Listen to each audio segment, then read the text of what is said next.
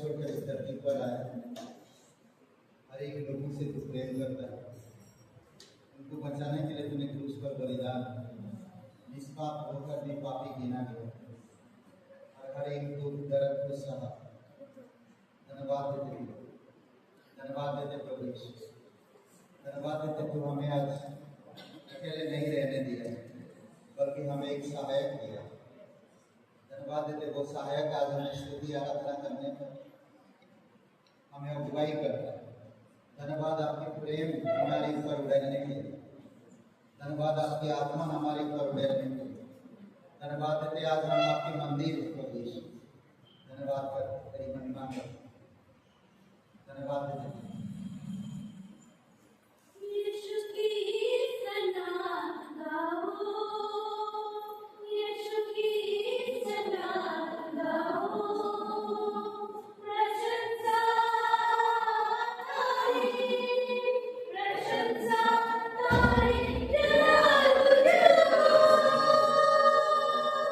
Yes,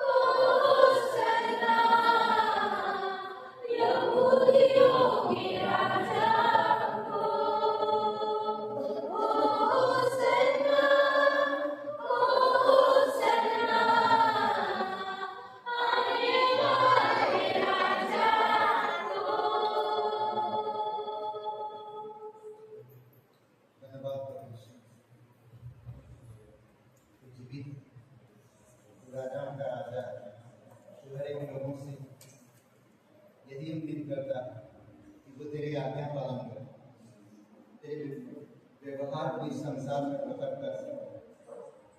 प्रभु यीशु, नम्रता, करुणा और दया, तेरे प्रेम, तेरी आज्ञाकारी पुत्र को तेरा बनकर तेरी अद्भुत योजना को इस संसार में अपने व्यक्तिगत जीवन में पूरा कर सके।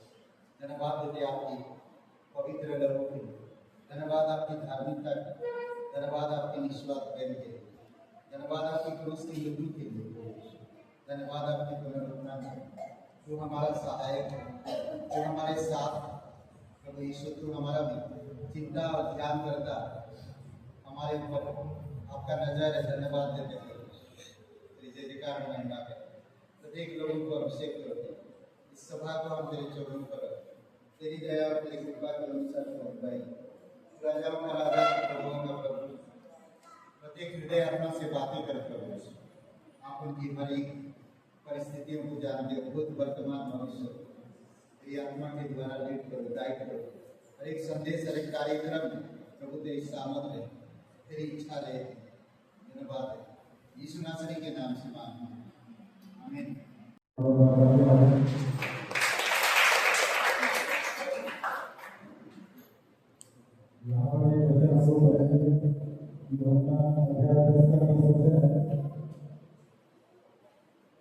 जो किसी और काम के लिए नहीं, चोरी करने और घात करने और नष्ट करने को आता है। मैं इसलिए आया कि वे जीवन पाए और गौरव से पाए। परमेश्वर का वचन कहता है कि जो चोरी करने की जाता है उसका लक्ष्य ही होता है कि चोरी करना है, लेकिन परमेश्वर ने हमें सबसे अलग ही चुना है और उसने हमें जीवन दिया है, और वो भी बहुतायत का जीवन जो कोई दे नहीं सकता। जैसा आप लोग जानते हैं कि रविवार सभा रखती है, 10 बजे हम लोग यहाँ पर आते हैं और प्रेयर करते हैं 10 बजे से 11 बजे तक। तो आप सब लोग का स्वागत है कि वहाँ बैठे आए और उम्मीद करें दूसरे के लिए प्रार्थना करें। और सोमवार और मंगलवार 2 दिन क्लास हो रहा है, तो आप सभी लोग समय निकाल कर वहाँ पर आए और क्लास जब हम करते हैं तो वचन हमें समझ में आता है। वचन हम पढ़ते रहते हैं, हमें समझ में आता है, लेकिन जब हम क्लास को करते हैं तो वचन हमें समझ में आता है। और बुधवार सभा रखी है 7 बजे, वहाँ सभी लोग का स्वागत है। सभा में भी सम्मिलित होइए। गुरुवार को उपवास प्रार्थना, जैसा आप लोग जानते हैं कि क्रिसमस का त्योहार हो, ज़्यादा समय नहीं है उसमें, तो अभी से तैयारी करना चालू करिए और उपवास प्रार्थना में सम्मिलित होइए। शनिवार को सभा रखी है नरसिंहपुर और बारागांव के लिए, वहाँ पे भी प्रार्थना करें, परमेश्वर वहाँ भी लोगों को आशीष करे और अपना व्यवस्था में बढ़ाए। साप्ताहिक परिवार में सेवा और उनके परिवार के लिए प्रार्थना करें कि परमेश्वर में स्वस्थ रखे, प्रेम, शांति और आत्मिकता बढ़ाए। आज के साप्ताहिक संधि है पास्टर डेविड बैंगलोर से, उनके लिए प्रार्थना करें कि परमेश्वर में पवित्र आत्मा की इच्छा करने वाले नए शिष्य बने और कलीसिया बने।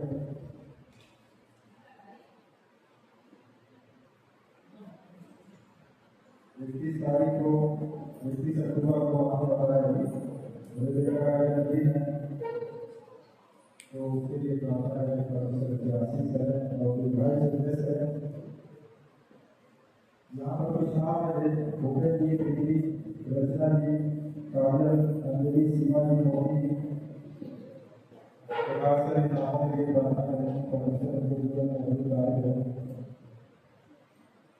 आशा जी, विद्या जी, सिद्धि काका से इनके लिए प्रार्थना करें, परमेश्वर ने संतान से विशेष करें। क्योंकि बाइबल में आप लोगों ने लिखा होगा कि जब मनुष्य अपना आपा खो देता है होने वाला है, उसके बाद परमेश्वर आशीष को दिखाया है, इसलिए हमें निराश होने की जरूरत नहीं है। परमेश्वर पर विश्वास रखें, परमेश्वर संतान से करेगा। नॉर्मल यदि होगी पाए होगी उनकी नामों की प्रार्थना करें, परमेश्वर प्रार्थना के जरिए के साथ करें, स्वस्थ रखें, क्योंकि जब हम लोग प्रार्थना करते हैं परमेश्वर प्रार्थनाओं को सुनता है। तो आने वाले क्रिसमस के लिए हम लोग को अभी से तैयारी करना है, क्योंकि बहुत ज़्यादा समय नहीं रहा है। तो आप सभी लोग बढ़ चढ़कर इस बार हिस्सा लीजिए कि अलग हो, हर साल में कुछ ना कुछ अलग हो। तो प्रार्थना करिए कि नए नए लोग आने पाए, परमेश्वर का सुसमाचार लोगों तक पहुँचे, जो बीमारियों में है, समस्याओं में है, अपनी समस्याओं से छुटकारा पा सकें। धन्यवाद। Thank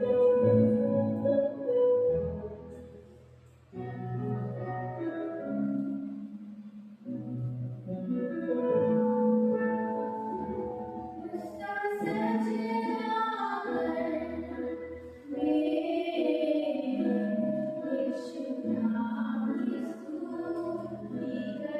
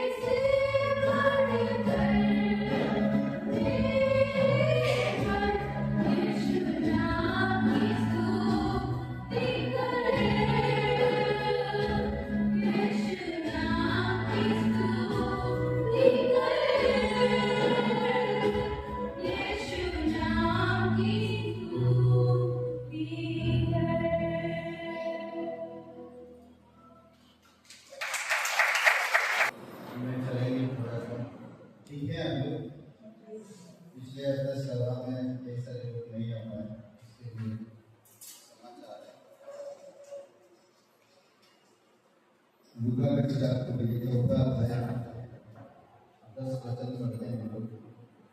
लूका चौथा अध्याय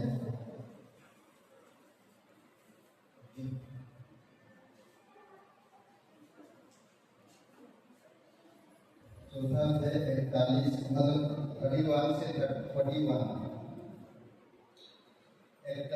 31 से 31 से 41 तक।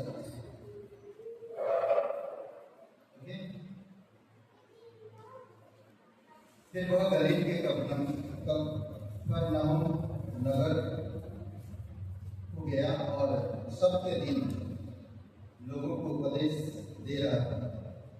वे उसके उपदेश से चकित हो गए, क्योंकि उसका वचन अधिकार सहित था। आराधनालय में एक मनुष्य था जिसमें अशुद्ध आत्मा थी। वह ऊंचे स्वर से चिल्ला उठा, हे यीशु नासरी, हमें तुझसे क्या काम? क्या तू हमें नष्ट करने आया है? मैं तुझे जानता हूँ, तू कौन है? तू परमेश्वर का पुत्र, परमेश्वर का पवित्र जन है।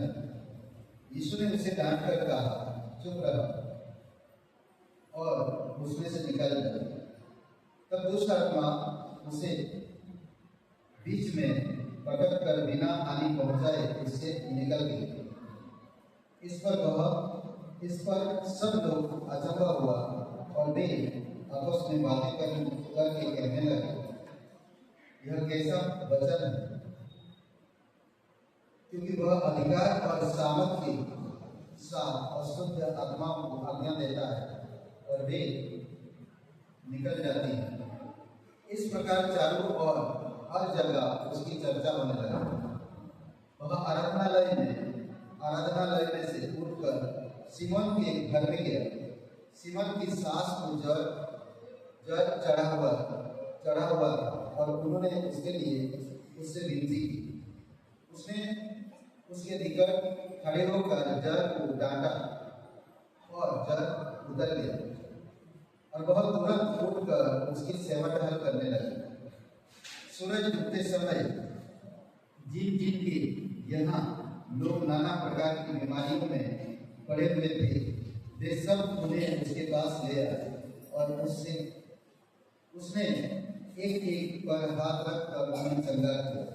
और दुष्ट आत्मा भी चिल्लाती और यह कहती हुई कि तू परमेश्वर का पुत्र है, बहुतों में से निकल गया। पर वह उन्हें डांटता और बोलने नहीं देता था, क्योंकि वे जानते थे कि वह मसीह है। पिता परमेश्वर प्रभु यीशु से हम धन्यवाद देते हैं। तू सच में मसीह है, तू हमारा उद्धारक है, तू हमारा छुड़ाने वाला है, तू हमारा ध्यान रखने वाला है, तू जीवित है, तो हमारे बीच में मौजूद है।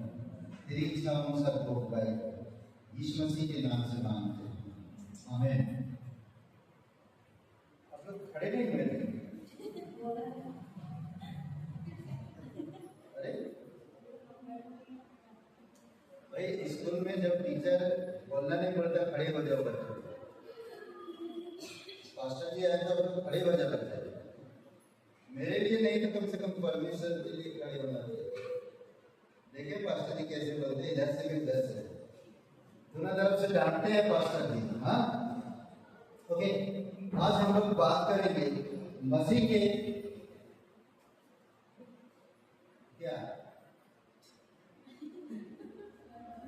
क्या आप लोग पढ़ा सुना? आप लोगों ने जो पढ़ा हमने वचन, तो बताइए मैं क्या बोलने वाला?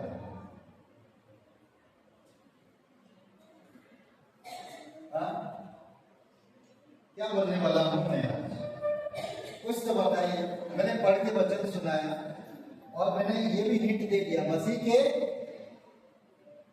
टॉपिक का एक शब्द है, टॉपिक बन जाएगा।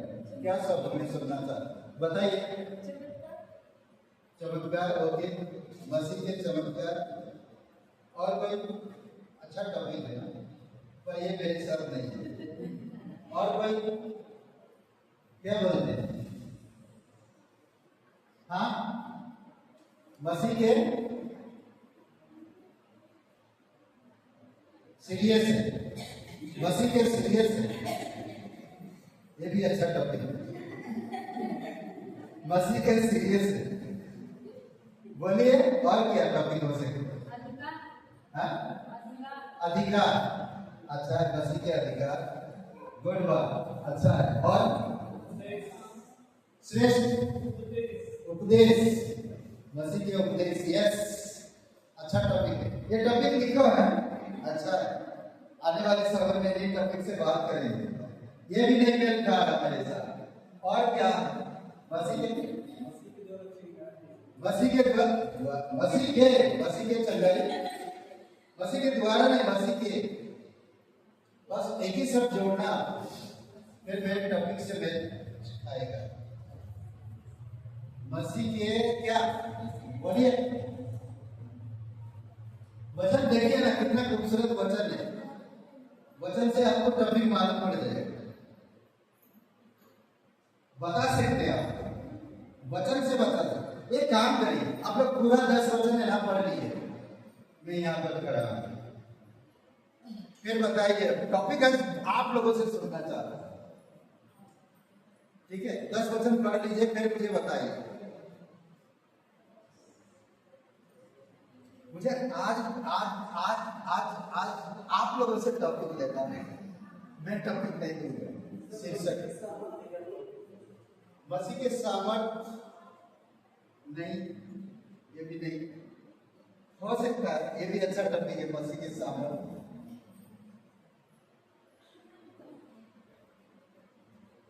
बाइबल है, बाइबल पढ़ो, बाइबल 10 वचन। आप कहो आपकी पड़ोसी से, मुझे पता नहीं।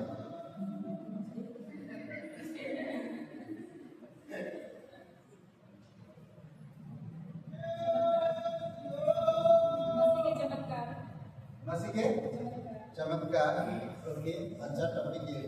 चमत्कार कोई तो बताया था ना, मसीह के उपदेश तो बताया तेरा कैसे।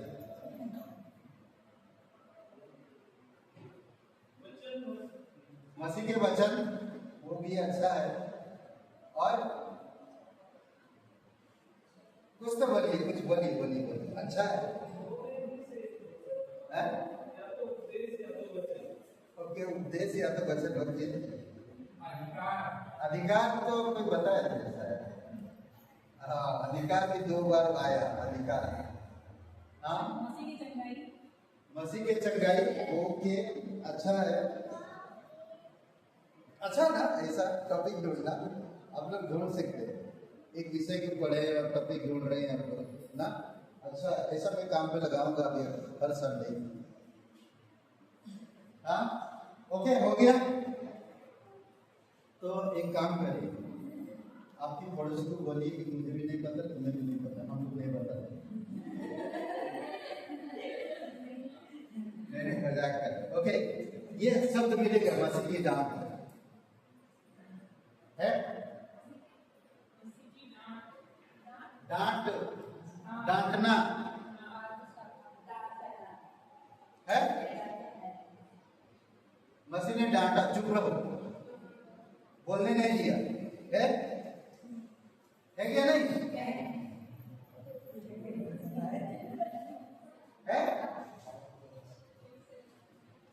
चलिए देखो, ओके, आज हम लोग देखते हैं इसमें तो 3 बार डांटता है, 3 बार बातें करता है, 3 बार। सबसे पहले छुटकारा देने वाला प्रभु है ना, यीशु मसीह हमें छुटकारा देता है, वो छुटकारा देने वाला प्रभु है। 35 वचन में देखिए, 35 वचन,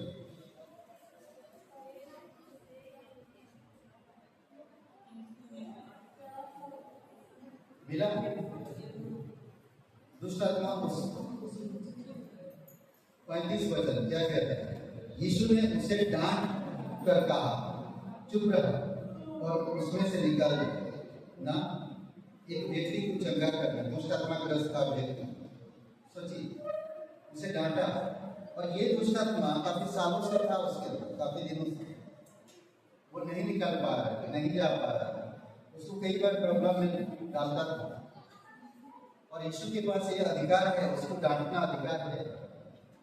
वो डांटा उसको, चुप रहे, चिल्ला मत ना, मैं कौन हूं तुझे बताने की जरूरत नहीं, चुप रहे।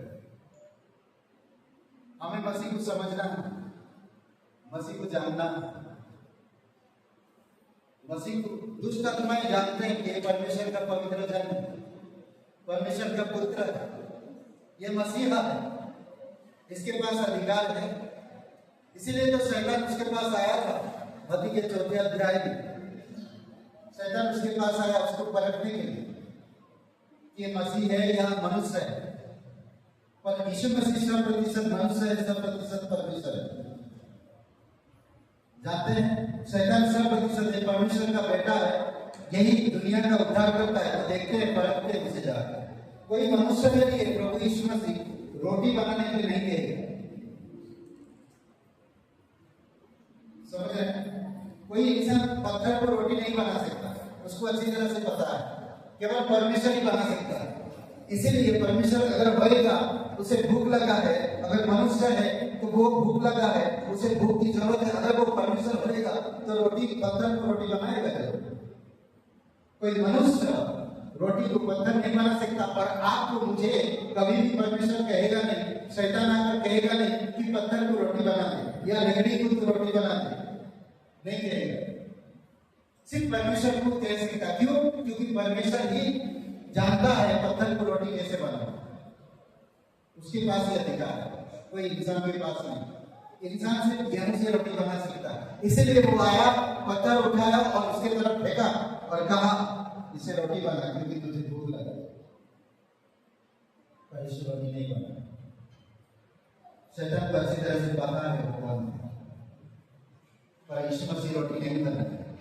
उसने वचन का इस्तेमाल किया, परमेश्वर का वचन। वो एक मनुष्य किस तरह जीवन जिएगा, तेरे कहने के अनुसार नहीं, बल्कि वो परमेश्वर पे भरोसा रखता है, उस पर यकीन करेगा, उस पर विश्वास होगा। तभी वो कहा कि मनुष्य रोटी से नहीं, बल्कि परमेश्वर के मुख से जो वचन निकल रहा है उसी से जीवित है। जानते हैं? ओके, आप, हम लोग कई बार परमेश्वर के बारे में कहते हैं, परमेश्वर आपसे प्यार करता है। आप क्या करते? अगर यीशु मसीह आपसे प्यार करता है तो आप क्या करते? यीशु मसीह से दूर हो, फिर क्या करते? भाई आपने तो प्यार करेंगे, यही तो सब है। बोलते क्यों नहीं? इतना शर्माते हैं आप लोग ना। यीशु मसीह आपसे प्यार करते हैं तो आप क्या करें? हम भी यीशु मसीह से प्यार करते हैं, करेक्ट? यीशु मसीह आज आप अगर उससे प्यार करते हैं तो आपसे क्या उम्मीद रखता है? क्या उम्मीद रखता है? क्या बोलते? वो आपसे क्या उम्मीद रखता है? हाँ,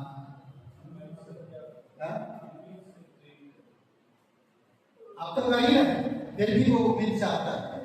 वो आपसे प्यार करता है, आप उससे प्यार करते हैं, पर फिर भी उसके अलावा यीशु मसीह कोई तो उम्मीद रखता होगा ना आपसे। उसकी आज्ञा को माने। ओके, उसकी आज्ञा माने। और हाँ, वचन पर चले, वचन से चले, करेक्ट। और यीशु मसीह प्यार करता तो आपको कैसे दिखा है मैं तुमसे प्यार करता? व्यवहारिक तौर पर, करेक्ट? व्यवहारिक तौर पे उन्होंने दिखाया कि मैं तुमसे प्यार करता हूं। क्या हम अपनी व्यवहार से ये साबित कर पाते हैं कि प्रभु यीशु हम आपसे प्यार करते हैं? हम कह देते हैं, कई बार बड़ी आसान लगता है। क्या हमारे व्यवहार से हम उसको दिखा पाते हैं कि हम आपसे प्यार करते हैं? क्या हम उसकी वचनों को, अभी जैसे किसने कहा कि उसके वचन पर चलने पर, वचन के अनुसार चलने पर, सच में हम वचन के अनुसार चल रहे हैं, व्यवहार में ला रहे हैं? जब हम व्यवहार में लाते हैं तो परमेश्वर ब्लेसिंग करता है। जितने भी आपको मैंने पूछा, कई सारे लोग मसीह के ना, कई सारे लोग चमत्कार, अधिकार, उपदेश, कई सारी चीजें आपके अंदर से आया। ये अच्छी बात है, आना चाहिए ना। हमें यीशु के व्यवहार को लाना है, हमें उसकी व्यवहार को प्रकट करना है। हमें सिर्फ वचनों में कहना नहीं बल्कि व्यवहार में लाना है। कैसे लाएंगे? सीखना, सीखेंगे, अभ्यास करेंगे, तभी हम लाता है, नहीं तो नहीं लाता। अभ्यास करते, छोटी छोटी चीजों में अभ्यास करते, समझ रहे? कई बार हम इन सब चीजों को अभ्यास नहीं करते, इसीलिए प्रॉब्लम होता है। हम संगति से दूर रहते हैं, हम चुपचाप रहते हैं, हम कोई चीज में एक्टिविटीज नहीं करते। जब पास्टर जी कर रहा करने दो, उनका काम। कलीसिया हम यीशु मसीह का देवर, मैं पास्टर सिर्फ अकेला उसका देवर नहीं, हम सभी जो यीशु मसीह पर विश्वास करते हैं, क्या हम अपने व्यवहारिक जीवन में उसको प्रकट कर रहे हैं? ये हमें देखना। यीशु मसीह आपके लिए सब कुछ करने के लिए तैयार है। कल जब यीशु मसीह के पास आप खड़े रहोगे और कहोगे कि तुमने कभी विश्वास किया नहीं, तो आप रोना, पीटना, दांत पीसना।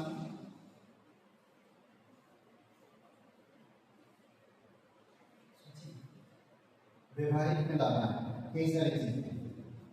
वो कई बार वचनों के द्वारा हमें डांटता है, कई बार हमें फटकारता है, कई बार हमारी को नहीं सुनता है, कई बार हमें जवाब नहीं देता है, फिर भी हम अपनी इच्छाओं अनुसार चलते हैं। यीशु मसीह को तकलीफ था गतसमनी पर्वत पर तकलीफ था, फिर भी उन्होंने प्रार्थना किया, क्रूस पर जाऊं, क्रूस की दर्द को सहना है, क्या मेरी इच्छा से नहीं बल्कि तेरी इच्छा से। और वो साहब बहुत इनकार कर सकता था, मना कर सकता था, ये कटोरा मैं पी नहीं सकता पिता, मैं इस जगह से गुजर नहीं सकता, ये बहुत तकलीफ है, बहुत पीड़ा है, मैं नहीं उठा सकता, नहीं जा सकता, नहीं कर सकता। पर वो करा क्योंकि वो पिता से प्यार करता था और वो चाहता था कि मैं जब तक जाऊंगा नहीं दूसरे को जीवन मिलेगा नहीं। एग्जैक्टली आज आपको बुलाने का मतलब है परमेश्वर को आपकी वजह से दूसरों को जीवन देना चाहता है।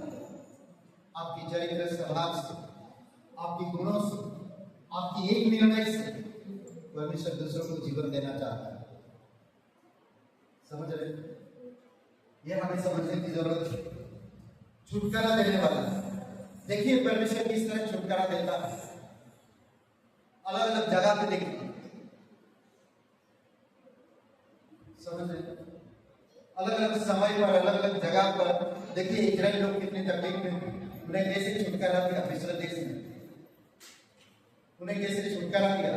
गिदोन के समय पर इजराइल लोग कितनी तकलीफ में थे, दुश्मन आकर उनकी खेत तक बर्बाद कर देते थे, उनकी फल तोड़ ले जाते थे, उनकी अनाज ले जाते थे, और गिदोन डर डर के गेहूं फसल ठीक कर रहा था, डर डर गुफाओं के नीचे। गिदोन को परमेश्वर दर्शन देता और गिदोन से कहता तू शूरवीर है। गिदोन डरपोक था, सोचिए गिदोन डरपोक था, डरता था, डर डर के लोगों के रहता था, कुछ नहीं जानता था, एक किसान। और परमेश्वर उसे दर्शन दिया, गिदोन से कहा तू मेरे लोगों को और ये दुश्मनों को तू भगाएगा, मेरे लोगों को चुराएगा। और गिदोन परमेश्वर से परखा, कहा कि परमेश्वर ये है ऊन, ये ऊन अगर भीगे, सिर्फ ऊन भीगे और चारों तरफ सूखा है तो मैं यकीन कर लूंगा कि आप मुझे, मेरा परमेश्वर है, मेरे साथ है आप। फिर वैसा ही हुआ, सिर्फ ऊन भीगा और चारों तरफ सूखा है। अब वो कहता है सिर्फ ऊन सूखा है और चारों तरफ गीला हो, भीग जाए। तो वैसा हुआ जैसे उसने कहा। आपका निर्णय परमेश्वर की बातों को पूरा कर सकता है। आपका निर्णय परमेश्वर आपके कहने के मुताबिक चल भी सकता है जब आप सच में निर्णय लेंगे। समझ रहे हैं? छुटकारा देने के लिए तैयार है।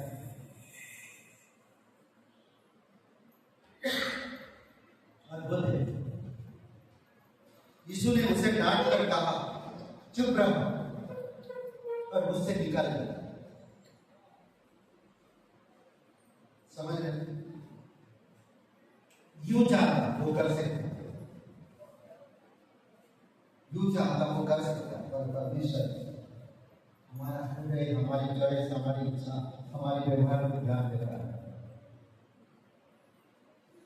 समझ रहे हैं?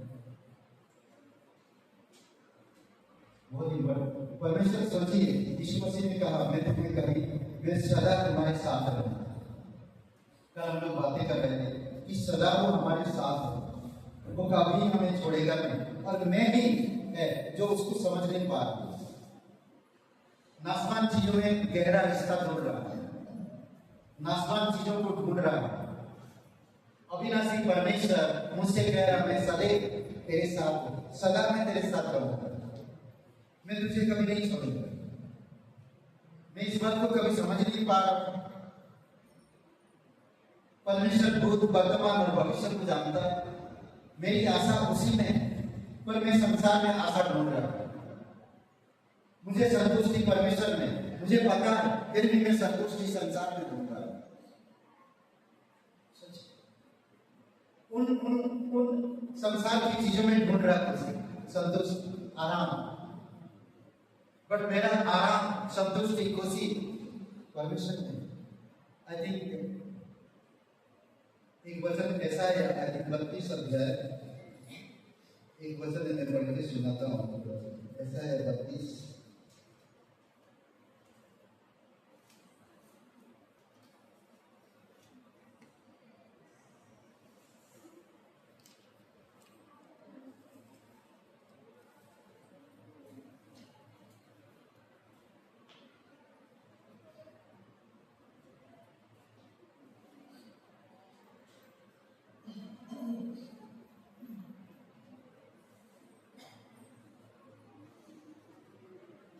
एक मिनट, 3 बातें हैं उसमें।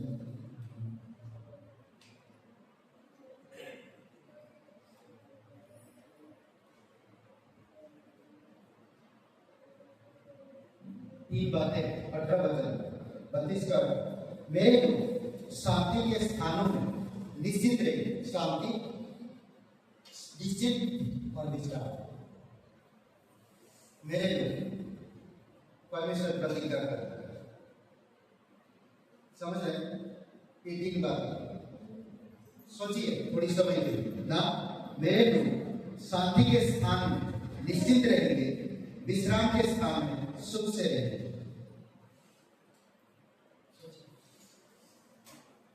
हम परमेश्वर हमें विश्राम देगा, सुख देगा, पर हम अपनी कर्तव्य परमेश्वर को अपनी जो रोजमर्रा जीवन में खत्म कर देंगे।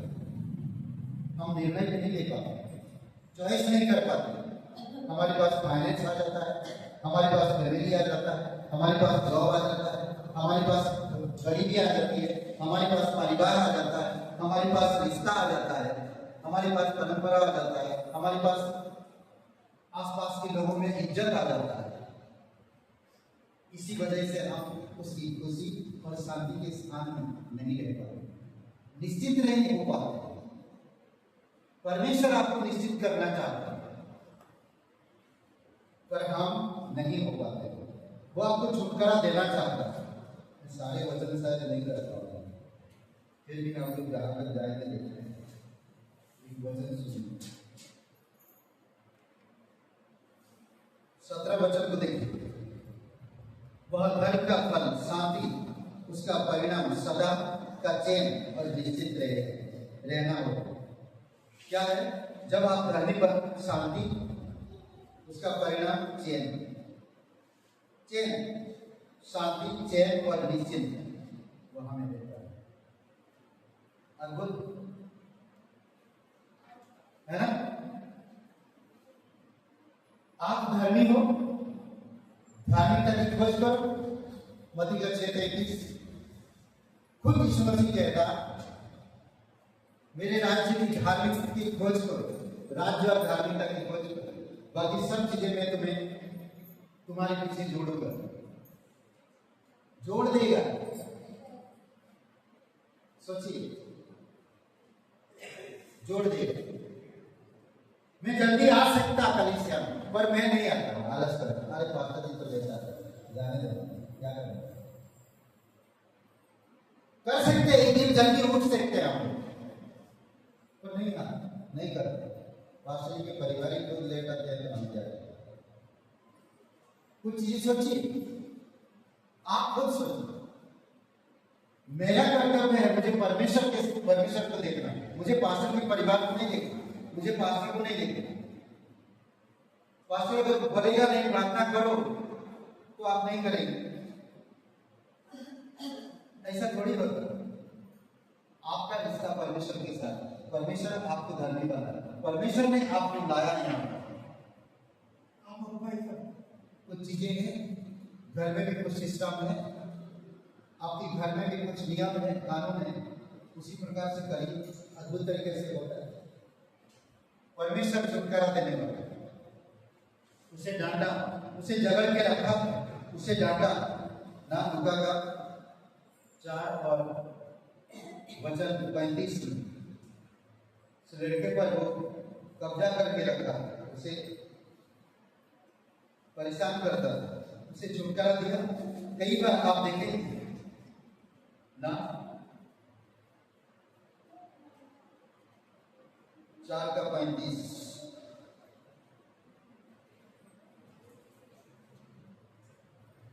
33 वचन में कहते कि आराधनालय में एक मनुष्य था जिसमें अशुद्ध आत्मा थी। वह ऊंचे स्वर से चिल्ला उठा, हे यीशु नासरी, हमें तुझसे क्या कहा? क्या तू हमें नष्ट करने आया है? मैं तुझे जानता हूँ, तू कौन है? तू परमेश्वर का पवित्र जन है। यीशु ने उसे डांट कर कहा, चुप रहा और उसमें से निकाल। तब दुष्ट आत्मा उसे बीच में पटक कर बिना हानि पहुंचाए उसमें से निकाल गया। सब लोग अचंभा करने लगे। आपका जीवन को अचंभा करने लायक बनाया पर आप उसको अचंभा नहीं, बल्कि लोग अचंभित हो रहे हैं कि आप मसीह हो और आप ऐसा जीवन जीते।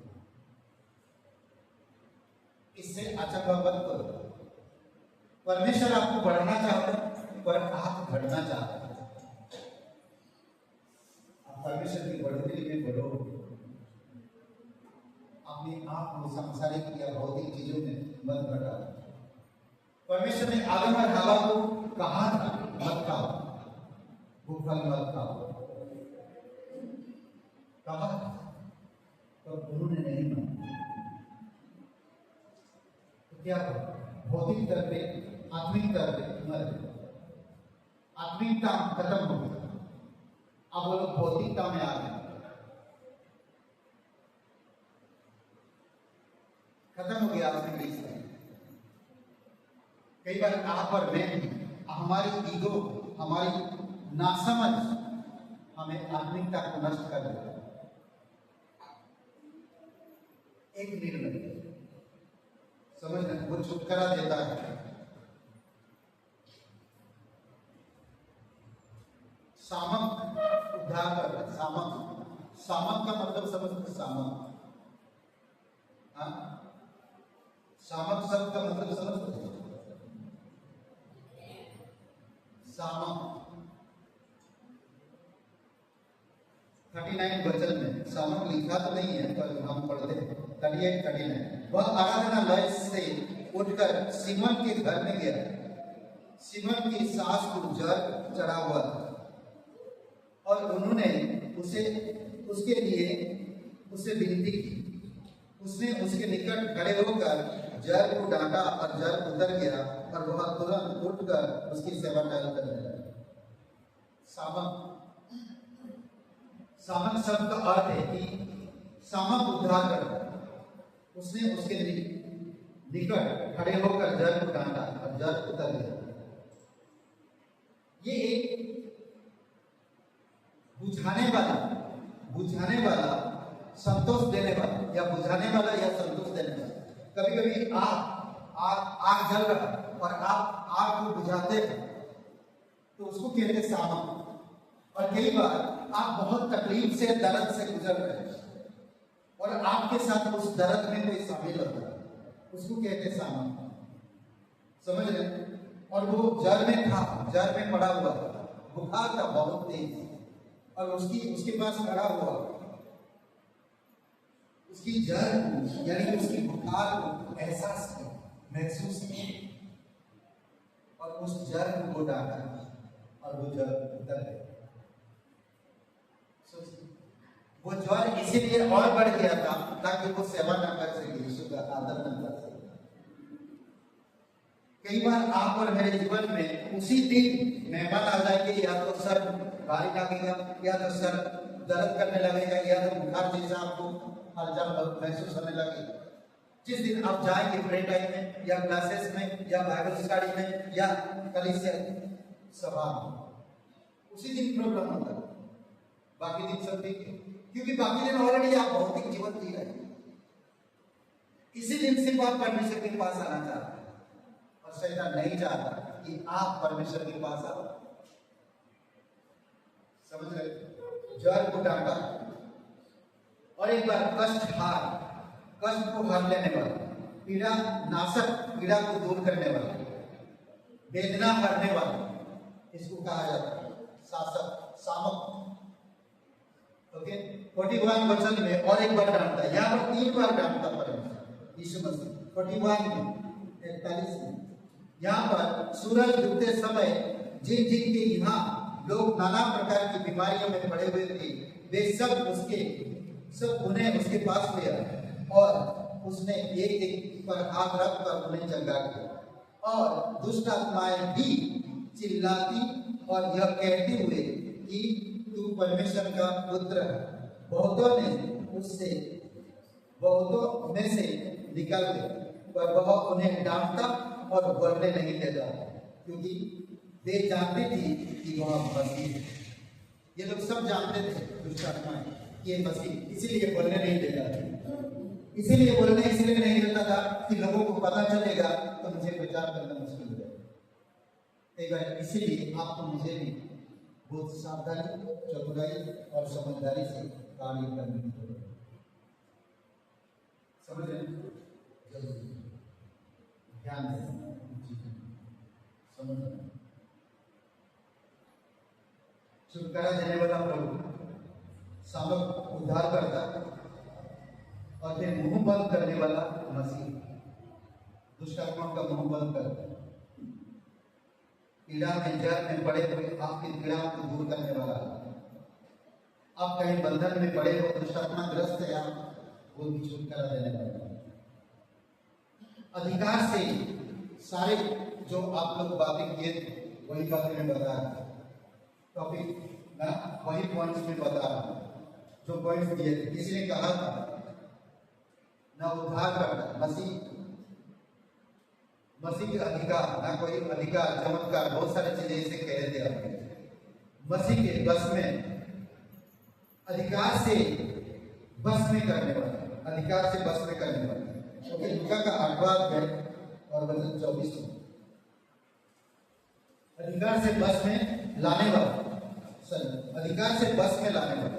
आंधी को डांटा ना, आंधी को डांटा, उसके पास अधिकार था, इसीलिए वो आंधी को डांटा और वो उसके बस में आए और वो थम गई, शांत हो गई। 22 वचन में कहता, फिर एक दिन वह और उनके चेले नाव पर चढ़े और उसने उनसे कहा, आप झील के पार चलो। अतः उन्होंने नाव खोल दी, पर जब नाव पर चल रहे थे तो वह सो गए, और झील पर आंधी आई और नाव पानी से भरने लगी और वे जोखिम में थे। तब उन्होंने पास आकर उससे जगाया और कहा, स्वामी स्वामी, हम नाश में जाते हैं। तब उसने उठकर आंधी को और पानी को पानी की लहरों को डांटा और वे थम गए और चैन हो गए। मैंने कहा था ऐसा है 32, 17, 18 वचन परमेश्वर चैन दे। जो आपके पास चारों तरफ आंधी तूफान है उसमें भी चैन दे। उसके पास अधिकार है, उसके पास अधिकार है। कभी कभी आपको कोई ठग देता ठगता है तो आप क्या करते हैं? ठगता है क्या करते हैं? उल्लू बनाए, आपको उल्लू बनाया तो क्या करते हैं? उसके बाद आप क्या करेंगे? अगर आपको कोई उल्लू बना दे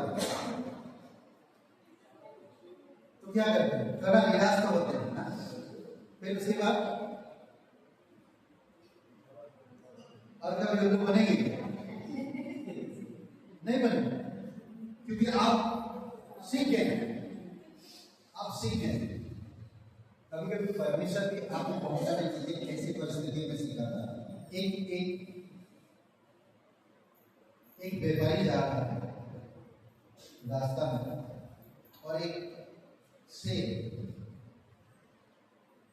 फंसा हुआ था, गाड़ी पूरा फंसा हुआ। शेर बोला कि मनुष्य से ना बड़ी विनम्रता से कहा कि भाई साहब आप मुझे बचाइए, मैं फंसा हुआ, मैं अपने आप को बहुत कोशिश कर रहा हूँ तो और झगड़ते गया, मैं छूट नहीं पा रहा हूँ, प्लीज आप मुझे छुड़ाइए। बोला नहीं, तुमको छुड़ाएगा तो तुम मुझे खाएगा, मुझे ही खा रहा है। बोला नहीं, मैं तुम्हें नहीं छुड़ाऊंगा। बोला नहीं ऐसा, आप मेरी इतने मदद करो, मैं आपको कैसे खा सकता हूँ, मैं फंसा, सच में फंसा हुआ। तो वो व्यापारी दया से भर गया, चलो छुड़ा दिया।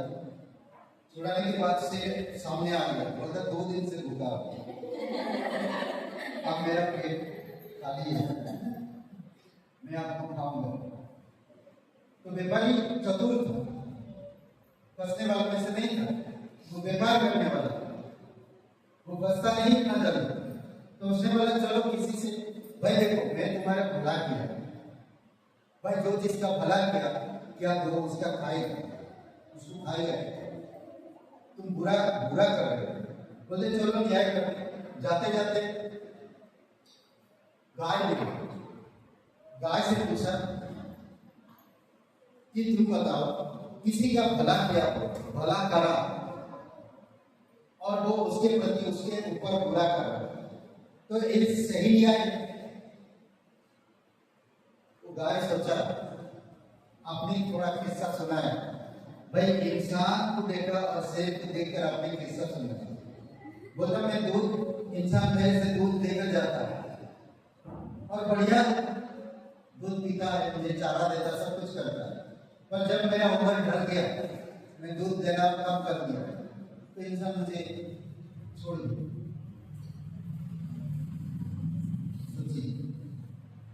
तो भाई मैं तो कहूँगा कि शेर भाई सही है, समझ रहे? तो मैं तो इंसान के शेर भाई का साथ।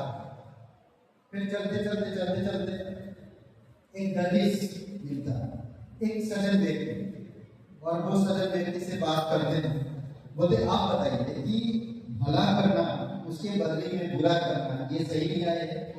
कोई इंसान आप भला किया जैसे कि, तो बोलता अच्छा, तो अगर आप उसके प्रति भला किया और वो आपको खाना चाहता है तो मुझे विस्तार से बताओ, जैसा मुझे प्रैक्टिकल से बताओ। बोलते ठीक है चलिए प्रैक्टिकल से बताते हैं। तो भाई शेर भाई तुमको फिर से उस जगह पे तुमको बांधना पड़ेगा, तभी मैं समझ पाऊंगा, नहीं तो ऐसे नहीं समझ पाऊंगा। बोला ठीक है चलिए। शेर भाई चला गया उनके साथ और उसको बांध दिए, दोनों मिलकर ऐसा बांधा हुआ था। तो बोलता भाई आदमी को बोला तो उसको बांधे रहने दे, उसको कोई काम तू अभी निकल। समझदारी ना कई बार आप ऐसी चीजों का सामना करते हैं जो परमेश्वर आपको उन चीजों से निकाला है, आप फिर से उन चीजों में फंसो मत। शैतान फंसाना चाहता है, प्रैक्टिकली आपके जीवन को दिखाना चाहता है। आप आध्यात्मिक चीजों में फंसो, आध्यात्मिक चीजों में बढ़ना, आध्यात्मिक व्यवहारी में आना, परमेश्वर करेगा। समझ रहे? कई बार हम लोग फंसते हैं ऐसे चीजों में। हम डिपेंड रहना चाहिए, डिपेंड रहना चाहिए। ये लोग डिपेंड थे, भले उनका विश्वास कम था, उनको डांटा भी, तुम्हारा विश्वास कम है, भले चलेगा, पर आप परमेश्वर को जगा रहे, परमेश्वर से बातें करो। समझ रहे? कभी भी शैतान आपको फंसाएगा, उसी पुरानी आदत में ले जाएगा ताकि उसमें बंधे रहो, उसी त्योहारों में आपको घसीट लेगा, उसकी परंपराओं में घसीट लेगा जहां पर आप थे। समझ रहे? भले वो अलग था, मुझे कहानी में बता रहा, पर बचने का एक रास्ता है। आपको परमेश्वर से, प्रेम से, परमेश्वर की उपस्थिति से आपको उस जगह में ले जाना चाहता है। यही सही है, वहां पर तुम्हें और कुछ नहीं मिलेगा। अरे एक दिन का तो बात है, बार बार पड़ी है, साल में एक दिन आता है, एक पटाखे लगा तो है, क्या फर्क पड़ता है? समझ रहे? एक दिया जला तो सबका जल रहा, तुम भी जला दो, और अरे देखो ना कैसे लोगों का जल रहा है, तुम भी एक जला दो, क्या फर्क पड़ता है? बहुत फर्क पड़ता है, बहुत फर्क पड़ता है। समझ रहे? इसीलिए आप अधिकार है उसके पास, वो आपको चुना है, आपके लिए वो कुछ भी करने के लिए तैयार है, कुछ भी, पर आपको परमेश्वर के लिए कुछ भी करने के लिए तैयार होना होगा। समझ रहे? वो डांटा आंधी को, लहरों को डांटा और वो चुप हो। समझ रहे? 24 वचन अधिकार से बस में लाने वाला कोई भी चीज उसके पास अधिकार है, वो बस में लाता है। लूका का 9 का 42 में शुद्ध करने वाला यीशु। यहाँ पर एक आदमी के पास अशुद्ध आत्मा घुसा हुआ था, अशुद्ध आत्मा। 9 अध्याय और वचन 42।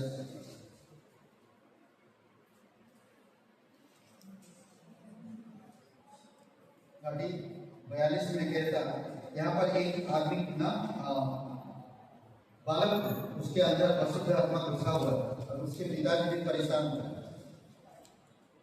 उसने भीड़, देखो भीड़ में से एक मनुष्य चिल्ला कर कहा, हे गुरु, मैं तुझसे विनती करता कि मेरे पुत्र पर कृपा दृष्टि कर, क्योंकि वह मेरा एकलौता है। और देख, एक दुष्ट आत्मा उसे पकड़ ली और वह एकाएक चिल्ला उठता है और वह उसे ऐसा मरोड़ दी है कि वह मुंह से देर भर आता है और उसे कुचल कर कठिनाई से छोड़ दी। मैंने तेरे चेलों से विनती की कि उसे निकाल, परंतु तुझे ना निकाल सके। यीशु ने उत्तर दिया, हे अविश्वासी और हठीले लोगों, बताओ चेलों को कहते, हे अविश्वासी और हठीले लोगों, मैं कब तक तुम्हारे साथ रहूंगा और तुम्हारे सहूंगा। अपने पुत्र को यहाँ लिया। 42 वचन, वह आ ही रहा था कि दुष्ट आत्मा ने उसे पटक कर मरोड़ा, परंतु यीशु ने अशुद्ध आत्मा को डांटा और लड़के को अच्छा करके उसके पिता को सौंपा। दुष्ट आत्मा। आज अगर हम किसी को डांटते हैं तो भाई कलीसिया छोड़ देते हैं। आज अगर किसी को हम डांटते हैं, बोलते हैं ये सही नहीं, क्यों कर रहे हो, तो बाइबल स्कूल त्याग देते हैं, स्तुति आराधना करने त्याग देते हैं, अलग हो जाते हैं। अलग मत, नीति वचन को पढ़िए। जो पिता अपने बच्चों को नहीं जानता वो नरक में भेज रहा है। आपकी झील में, उनके प्राण को आपकी झील में नरक भेज रहा है। समझ रहे? जो पिता अपने बेटों को चढ़ी नहीं चाहता, डंडा नहीं मारता, तो वो भी वही करता है। चलो मैं डंडा नहीं मारेगा, आप लोग खुशी से आया करो, प्रभु को माना करो, प्रभु में बढ़ते जाओ। मैं पास्टर सिवेली बोलते हैं, अगर परमेश्वर हमें अगर कोई डांटेगा नहीं तो हम सुधरेंगे नहीं, हमें डीप नहीं होना, हमें परमेश्वर के अनुग्रह में बढ़ना। परमेश्वर हमें सिखाता है, अगर आज उसकी डांट को आप अनसुनी करेंगे तो आप आने वाले दिनों में मूर्ति बने रहेंगे, कोई भी शिक्षक को काम नहीं कर पाएगा। कल जब आप स्वर्ग में जाएंगे तब आपको पता चलेगा कि आपको कुछ नहीं मिला। मतलब एक कपल शायद मेरी वाइफ ने शायद इसमें लगाया, मैंने वो देखा स्टेटस में क्या इसमें लगाया था, और वो मुझे दिखा है एक भूकंप होता है, एक कपल छत गिर के मर जाता है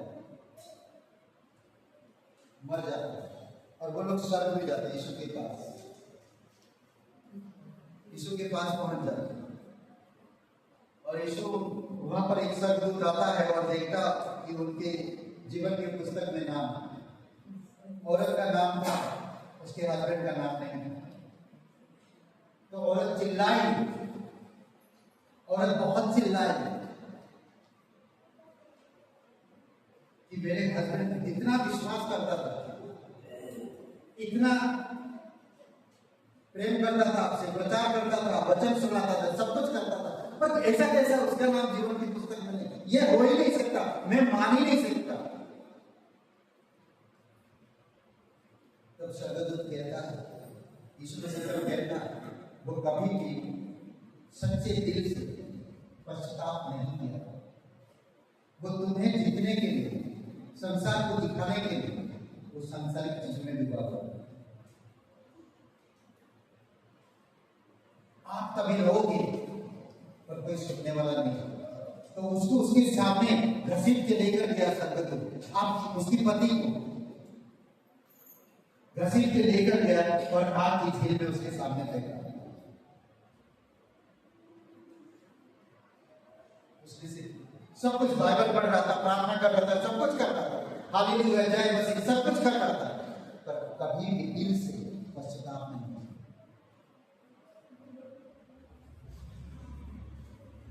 बहुत रोएंगे, इसीलिए अपने पति के साथ कलीसिया आओ, कमाने के चक्कर में आप नरक में मत भेजो। पकड़ के लेकर आओ, नहीं मानना तो बोलो मैं मायके जा रहा हूं।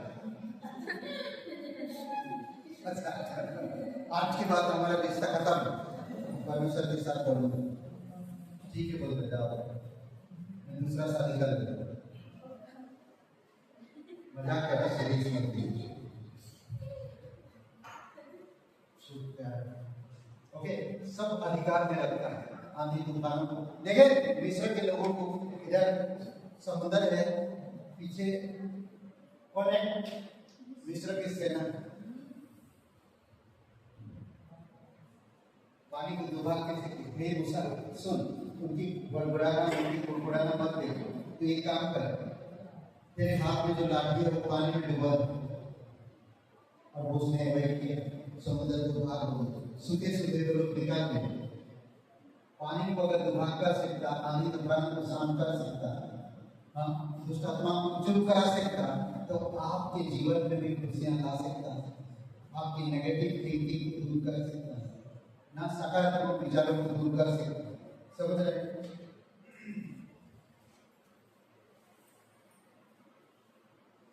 शुद्ध करने वाला यीशु,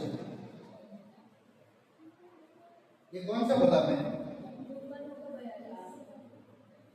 शुद्ध करने वाला यीशु, अधिकार से बस में लाने वाला, आंधी तूफानों को शुद्ध करने वाला यीशु। 9 का 42 और 8 का 24 लुका का। ओके, अभी लुका का 9 का 55 में भी आप देख सकते, 55 वहां पर आपने 55 ना 55 जो विरोध कर रहे थे सामरी के लोग, ओके, वहां पर वो उनको कहते पटका, फिर परंतु उसने फिर कर उन्हें डांटा और कहा, तुम नहीं जानते कि तुम कैसे आत्मा के हो। जानते हैं, यहाँ पर चेले लोगों ने बोलते थे, दो लोग विरोध कर रहे थे।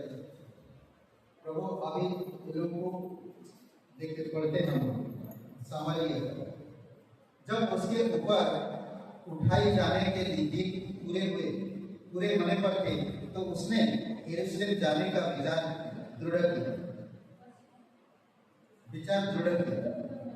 52 में उसने अपने आगे दूध भेजे। वे सामरिया के एक गांव में गए कि उसके लिए जगह तैयार करें, परंतु उन लोगों ने उन्हें उतरने ना दिया, क्योंकि यरूशलेम जा रहा। यह देखकर उसके चेले याकूब यूहन्ना ने कहा, हे प्रभु, क्या तू चाहता है कि हम आज्ञा दें कि आकाश से आग गिरकर उन्हें भस्म कर दे? अरे बाबा, इसीलिए कहते गरजने का पुत्र यूहन्ना, याकूब गरजने का पुत्र यूहन्ना को कहते। देखे ये लोग कैसे बोल रहे हैं, अरे प्रभु अभी इसी समय इनको आग स्वर्ग से बरसा और पूरा सब भस्म कर दे। यीशु मसीह कहता है, अब सुनिए, उनको डांटता है, परंतु उसने फिर कर उन्हें डांटा और कहा, तुम नहीं जानते कि तुमने कैसी आत्मा के हो, क्योंकि मनुष्य का पुत्र लोगों के प्राणों का नाश करने नहीं वरन बचाने के लिए आया है। और वे किसी दूसरे गांव से कोई अगर विरोध कर रहा है तो दूसरे गांव में जाओ, दूसरी जगह चले जाओ, चुपचाप कुछ मत सुनो, उसके बारे में मत सुनो, वो परमेश्वर का काम है ना, हम चुपचाप निकाल जाए। लड़ाई झगड़ा हमारा काम नहीं है, हमारे पास कौन सा आत्मा है, वो दे शुद्ध करने वाला अनुग्रह पूर्ण मनुष्य। यीशु मसीह एक अनुग्रह पूर्ण मनुष्य था, परंतु उसने फिर कर उन्हें डांटा और कहा, तुम नहीं जानते कि तुम में कैसी आत्मा है। फिर उत्तर देने वाला और छुटकारा देने वाला। अद्भुत है ना। मरकुस के किताब को, मरकुस 8वां, जब यीशु मसीह का 8वां अध्याय मृत्यु के विषय में भविष्यवाणी किया, तब की बात 31 वचन 8वां अध्याय मरकुस। तब वह उन्हें सिखाने लगा कि मनुष्य के पुत्र के लिए आवश्यक है कि वह बहुत दुख उठाए और पुरानी और प्रधान याजक और शास्त्री और उसे तुच्छ समझकर मार डाला, और वह 3 दिन के बाद जी। उसने यह बात उनसे साफ कह दी, फिर से चेलों से साफ कह दिया, परंतु उसने फिर कर अपने चेलों की ओर देखा और पतरस को झिड़क कर कहा, 32 वचन में उसने यह बात उनसे साफ कह दी। इस पर पतरस उसे अलग ले जाकर झिड़कने लगा। अलग ले गया पतरस, सबके बीच में नहीं कहा। पतरस बोला, अरे यीशु सुनो ना, अलग लेकर। कई बार आप और मैं कुछ करते हैं तो आप देखेंगे अलग ले जाते हैं, तो पतरस फिर से अलग ले गए। और पतरस क्या कह रहा है, पतरस को फिर डांटता, यहाँ पर पतरस को मगर, परंतु उसने फिर कर अपनी चेलों की ओर देखा और पतरस को झिड़क कर कहा, हे शैतान, मेरे सामने से दूर हो, क्योंकि तू परमेश्वर की बातों पर नहीं परंतु मनुष्य की बातों पर मन लगा। डांटा कुछ चीजों में आपको परमेश्वर डांटता है पर आप ध्यान नहीं देते। हमेशा परमेश्वर अनुग्रह करने वाला, करुणामय है, पर यहाँ भी याद रखो कि वो डांटने वाला है। अगर बार बार आप कोई चीज कर रहे हैं, आप कर रहे हैं, वो डांटता है। हो सकता है आपके बच्चे के द्वारा, हो सकता है आपकी पत्नी के द्वारा, हो सकता है आपके पड़ोसी के द्वारा, विश्वासी हो या अविश्वासी। भाई ये जो तुम कर रहे हो गलत है, ये मत करो। परमेश्वर उसके द्वारा बात क्या समझना आपका काम है। कई बार हम व्यवहारिक चीजों को ध्यान नहीं देते। आमोस का 3:3,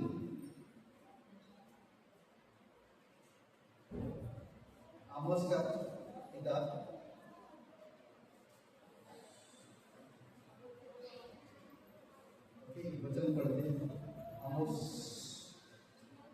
नहीं है, मिलेगा नहीं। जोयल के बाद है, जोयल के बाद 3 का 3, यदि दो मनुष्य परस्पर सहमत ना हो तो क्या वे एक संग चल सकते हैं? आप और परमेश्वर सहमत बना दो, आप और परमेश्वर, आप और पवित्र आत्मा, आप और यीशु, आप और परमेश्वर सहमत नहीं तो आप कभी भी नहीं करते। समझ रहे हैं? बहुत इंपॉर्टेंट। लोग यीशु से जानता है, कई बार कई सारी जगहों पर हमें सिखाता है, हमें समझ करो, हमें व्यवहारिक तौर पर परमेश्वर की सभा और गुण बुलाना, उसकी प्रेम को दिखाना, अनुबल को दिखाना, व्यवहारिक तभी वो सब कुछ अधिकार में रखता है। जब आप परिपूर्णता से बढ़ेंगे तो आपके अधिकार में सब चीज आ जाएगी। उससे पहले मैं भेंट के लिए थोड़ा सा गीत, उसके बाद उत्पत्ति का किताब को लिए एक वचन 28 अध्याय उत्पत्ति उत्पत्ति 28।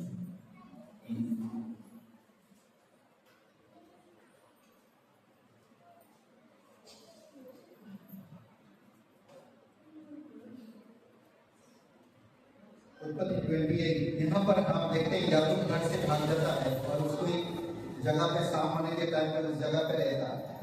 लूज बोल के, लूज जगह का नाम था, लूज, पर उस जगह पे वो रहता है। याकूब 16 वचन में लिखे, याकूब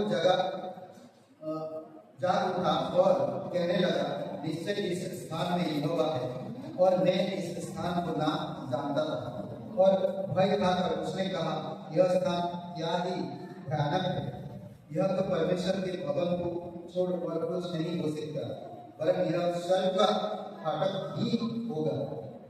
भोर को याकूब उठा और अपने तकिए का पत्थर लेकर उसका खंभा खड़ा किया और उसके सिर पर तेल डाल दिया। उसने उस स्थान का नाम बेतेल रखा, कहते कि ईश्वर का भवन। बेतेल का मतलब है ईश्वर का भवन, रोटी का घर। तब याकूब के यह सब मनन मानी, यदि परमेश्वर मेरे संग रहेगा, इस यात्रा में मेरी रक्षा करे और मुझे खाने के लिए रोटी और पहनने के लिए कपड़ा दे और मैं अपने पिता के घर कुशल लौट आऊं, तो यहोवा मेरे परमेश्वर ठहरेगा और यह पत्थर जिसका मैंने खंभा खड़ा किया है परमेश्वर का भवन ठहरेगा और जो कुछ तू मुझे दे उसका 10वां अंश में अवश्य तुझे दिया करो।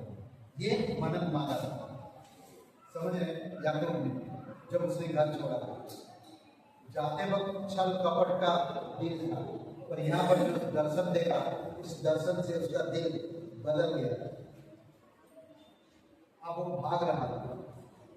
अब यहाँ पर दर्शन देखने के बाद वो डर गया, पर उसने अपने मन में देखा, विचारा कि ये जगह परमेश्वर का फाटक कहता है, भवन कहता है।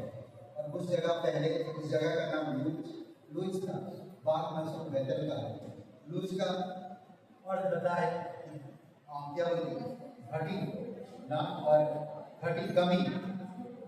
हमेशा उस जगह में लोगों की घटी कमी होती थी, पर जब वहाँ पर परमेश्वर का भवन का रोटी का घर बन गया, परमेश्वर का रोटी का घर, जो भी बोलते कि मैं जाऊँगा कुशल से, मुझे रोटी मिले, कपड़ा मिले, रहने के लिए स्थान मिले और मैं कुशल के मेरे पिता के घर वापस लौट आऊँ, तो इस जगह पर जो भी मैं काम करूँगा और उसने भक्ति किया। आइए प्रार्थना करें। आज हमें भी परमेश्वर कहता है, जो भी परमेश्वर हमें देता है उसका 10% परमेश्वर देता है। आइए प्रार्थना करें। पिता परमेश्वर को धन्यवाद देते हैं वेद के लिए, तेरी दया और कृपा है। राजाओं का राजा, प्रभुओं का प्रभु, अभिषेक करो प्रत्येक भाई जो विश्वास योग्यता से देते हैं, प्रत्येक लोगों को अगुवाई करो, यीशु मसीह के नाम से मांगते हैं, आमीन।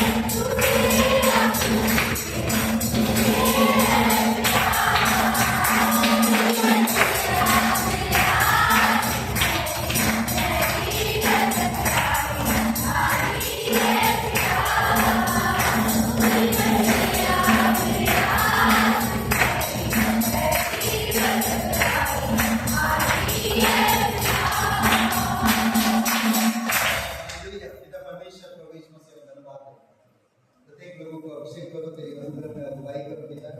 तू राजाओं का राजा, तू प्रभुओं का प्रभु। धन्यवाद है। कोई भाई बहन है आप नहीं जानते जीवन के अंत की बात कहाँ आनंद बिताएं।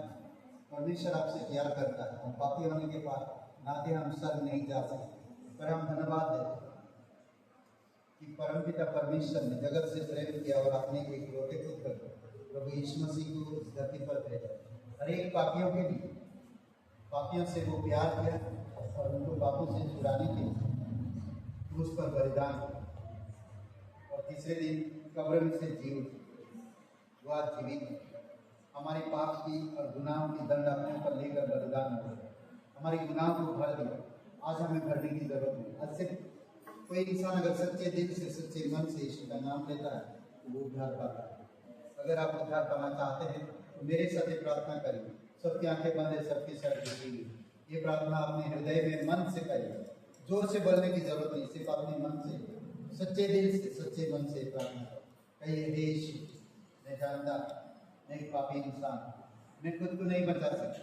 मैं धन्यवाद है तो मेरे पापों के क्रूस पर बलिदान कब्र में तीसरे दिन जी उठी। हे यीशु, मुझे माफ कर दो, मेरे हृदय में आए, मुझे नया जीवन दे। तन मन से तेरे बलिदान पर, तेरे गाड़े जाने पर, तेरे जी उठने पर मैं विश्वास करता हूँ। मुझे क्षमा कर दो।